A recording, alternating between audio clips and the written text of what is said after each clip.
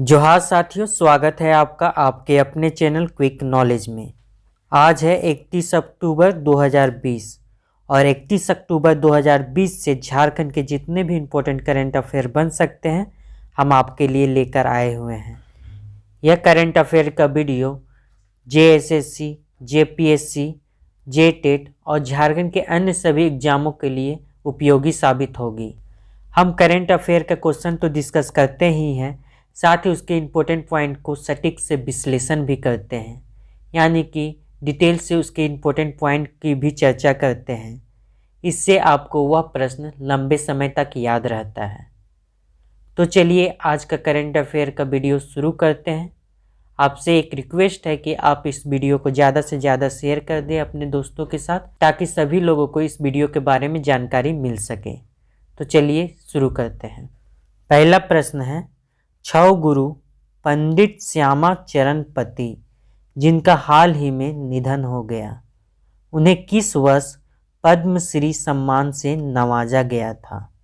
पंडित श्यामा चरण पति जो कि छौ गुरु हैं जिनको पद्मश्री सम्मान से नवाजा गया, जिनका हाल ही में निधन हो गया है, तो आपको बताना है कि उनको कब पद्मश्री सम्मान मिला था, पद्मश्री अवार्ड उनको कब प्राप्त हुआ था, कब दिया गया था। तो इस प्रश्न का सही उत्तर होगा ए 2006। 2006 में पंडित श्यामाचरण पति को पद्मश्री सम्मान से नवाजा गया था।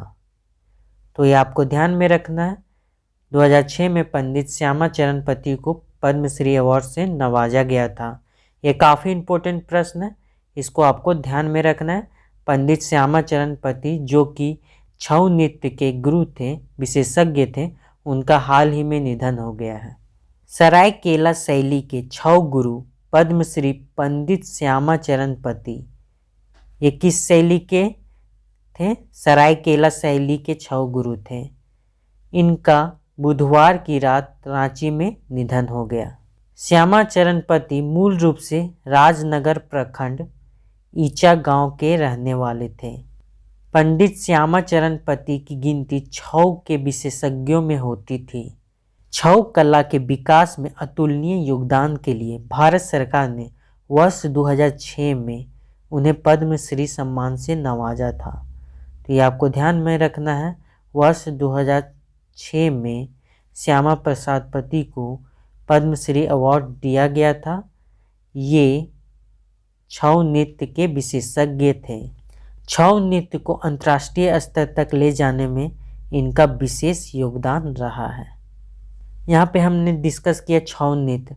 आपको पता होना चाहिए कि यह झारखंड का सबसे प्रसिद्ध लोक नृत्य है, यह पुरुष प्रधान नृत्य है।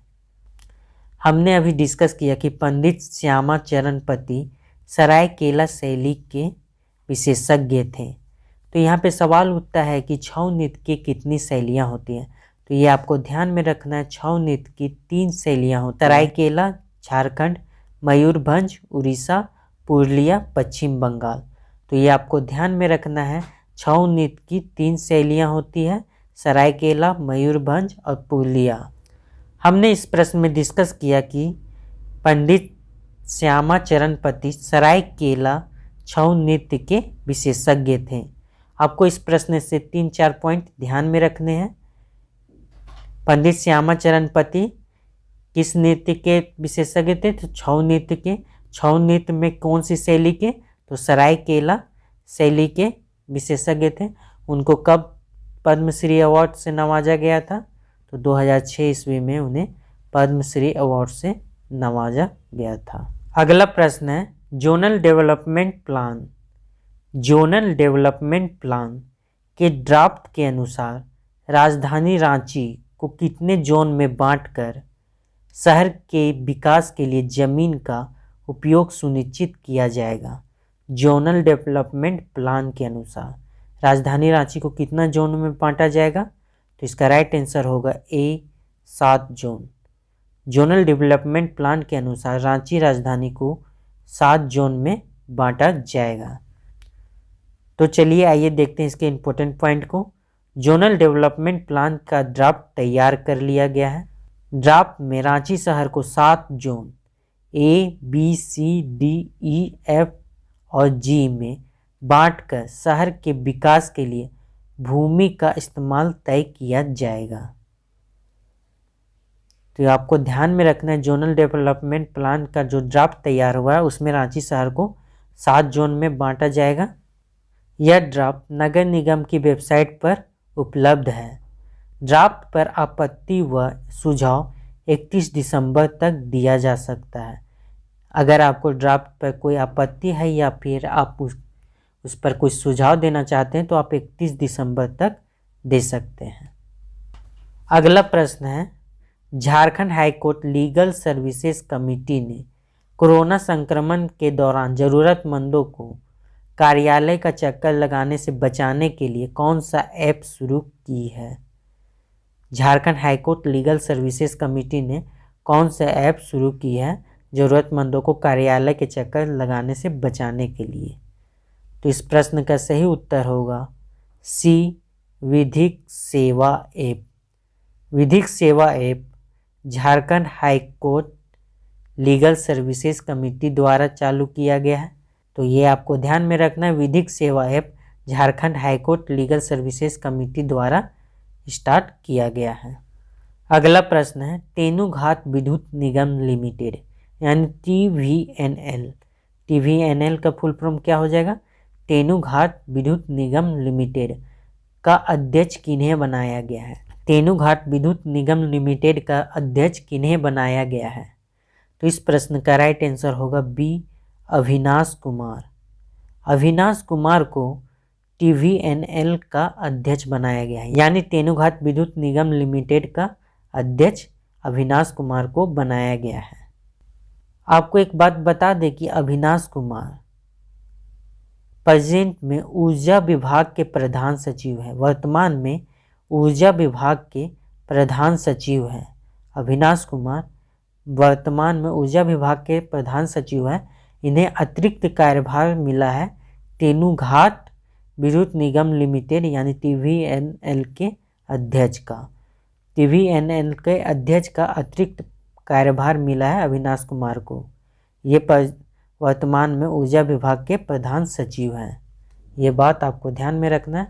तो क्या ध्यान में रखना, अविनाश कुमार ऊर्जा विभाग के प्रधान सचिव भी हैं और तेनूघाट विद्युत निगम लिमिटेड के अध्यक्ष भी बन गए हैं।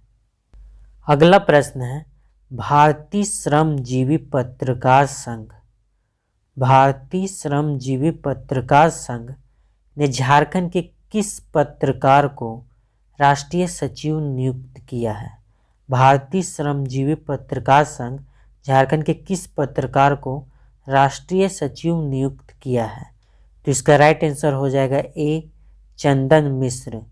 चंदन मिश्र को भारतीय श्रमजीवी पत्रकार संघ का राष्ट्रीय सचिव नियुक्त किया गया है। अगला प्रश्न है, काफ़ी इम्पोर्टेंट है, 29 अक्टूबर को कार्तिक उरांव की कौन सी जयंती मनाई गई?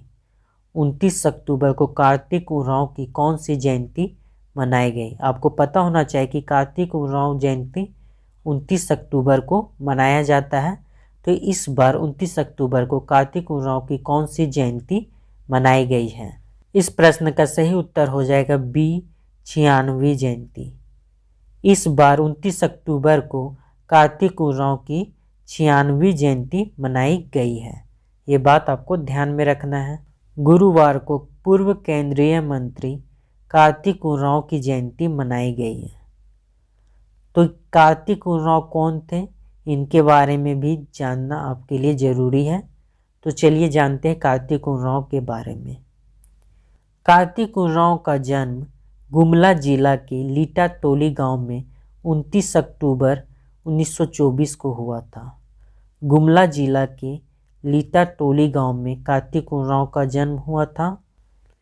इनको झारखंड के आदिवासियों के मसीहा के रूप में जाना जाता है। कार्तिक उरांव को झारखंड के आदिवासियों के मसीहा के रूप में जाना जाता है। 1959 ईस्वी में दुनिया के सबसे बड़े ऑटोमेटिक पावर स्टेशन का प्रारूप ब्रिटिश सरकार को दिया था, जो आज हिंकले न्यूक्लियर पावर प्लांट के नाम से विद्यमान है। रांची में बिरसा कृषि विद्यालय की स्थापना कार्तिक उरांव की देन है। रांची के कौन से विश्वविद्यालय? बिरसा कृषि विश्वविद्यालय की स्थापना में कार्तिक उरांव का योगदान है। ट्राइबल सब प्लान कार्तिक उरांव ने ही बनाया था। ट्राइबल सब प्लान कार्तिक उरांव ने ही बनाया था। 1967 में लोहरदगा संसदीय क्षेत्र से लोकसभा के लिए चुने गए थे। ये लोकसभा के लिए कब चुने गए थे? 1967 में। किस संसदीय क्षेत्र से? तो लोहरदगा संसदीय क्षेत्र से 1967 में चुने गए थे लोकसभा के लिए। इसी दौरान उन्होंने रांची में अखिल भारतीय आदिवासी विकास परिषद की आधारशिला रखी। अखिल भारतीय आदिवासी विकास परिषद की आधारशिला किसने रखी है? तो इसका सही उत्तर होगा कार्तिक उरांव। अगला प्रश्न है, किस जिले में 2 से 4 नवंबर तक गंगा उत्सव मनाया जाएगा?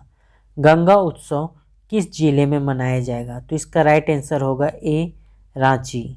रांची जिले में 2 से 4 नवंबर तक गंगा उत्सव मनाया जाएगा। रांची जिले में इस बार 2 से 4 नवंबर तक गंगा उत्सव मनाया जाएगा। तो हमने 31 अक्टूबर के झारखंड के इम्पोर्टेंट करंट अफेयर प्रश्नों को डिस्कस किया। आगे देखते हैं, कल हमने आपसे एक प्रश्न पूछा था। वह प्रश्न क्या था? जेपीएससी के अध्यक्ष का कार्यकाल कितने वर्षों का होता है? जेपीएससी के अध्यक्ष का कार्यकाल कितने वर्षों का होता है? यह प्रश्न हमने कल पूछा था। हमने कल और परसों दोनों करंट अफेयर के वीडियो में यह डिस्कस किया हुआ था कि जेपीएससी के नए अध्यक्ष हाल ही में अमिताभ चौधरी को बनाया गया है। अमिताभ चौधरी को जेपीएससी के नए अध्यक्ष बनाया गया है। काफ़ी इम्पोर्टेंट है, आपको ध्यान में रखना है। तो इस प्रश्न का सही उत्तर होगा 6 वर्ष या 62 वर्ष की आयु तक, इन दोनों में जो पहले हो जाए। तो इस प्रश्न का सही उत्तर होगा 6 वर्ष या 62 वर्ष की आयु तक। तो आपको ध्यान में रखना है, जेपीएससी के अध्यक्ष का कार्यकाल कितने वर्षों का होता है? 6 वर्ष या 62 वर्ष की आयु तक। हर दिन की तरह आज भी आपके लिए एक सवाल है जिसका जवाब आपको कमेंट बॉक्स में देना है। यह सवाल है, निम्न में से कौन छऊ नृत्य की शैली नहीं है? निम्न में से कौन छऊ नृत्य की शैली नहीं है? इस प्रश्न का जवाब अगर आप वीडियो को ध्यान से देखें तो जरूर दे पाएंगे। हर एक को इसका जवाब कमेंट बॉक्स में जरूर देना है। तो कल हम इस प्रश्न के उत्तर की चर्चा करेंगे। इस वीडियो का पीडीएफ आपको हमारे टेलीग्राम चैनल पर मिल जाएगा। टेलीग्राम चैनल का लिंक इस वीडियो के डिस्क्रिप्शन में दिया गया है। साथ ही स्क्रीन में दिया गया टेलीग्राम आईडी को भी आप सर्च करके हमारे टेलीग्राम चैनल को ज्वाइन कर सकते हैं। हर दिन के झारखंड के करंट अफेयर के लिए हमारे चैनल को सब्सक्राइब करें और साथ ही बेल आइकन को प्रेस करें ताकि हर वीडियो का नोटिफिकेशन आपको मिलता रहे। तो मिलते हैं अगले दिन के झारखंड के करंट अफेयर के साथ। वीडियो देखने के लिए आपका बहुत बहुत धन्यवाद।